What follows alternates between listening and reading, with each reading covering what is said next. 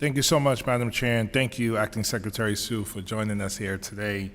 It's clear from your long, outstanding record, your work as Deputy Secretary and now Acting Secretary, and testimony and answers here today, that you are extremely committed to our country, our workers, and our economy.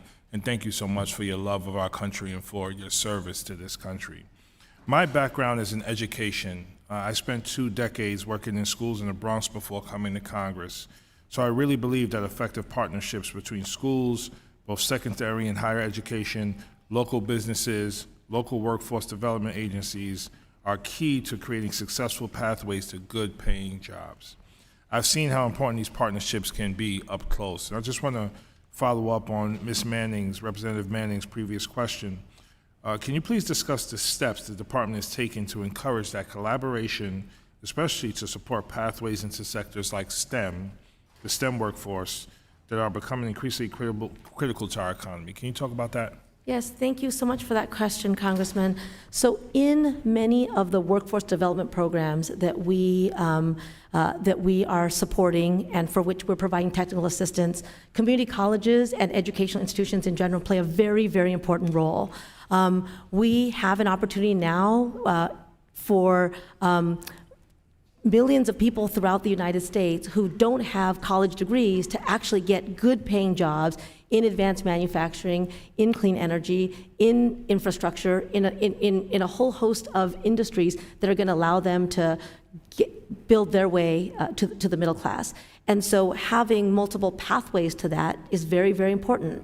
Working at the high school level so that young people can think about what opportunities are going to be available for them. Not saying there's only one path, right, to success. Right. Community colleges play such an important role, and that's a space in which the Department of Labor has done more work because of the role that community colleges play in workforce systems. So in providing, for example, pre-apprenticeship programs, right? For a young person to go to a community college and gain the skills to learn math that will help them get a job in construction is really key for them to then connect to the apprenticeship program in construction that then puts them into a job, a really good paying, secure job. We have a community college grant program that I think is now in its 3rd round, in which we have invested $135 million in community colleges to this end.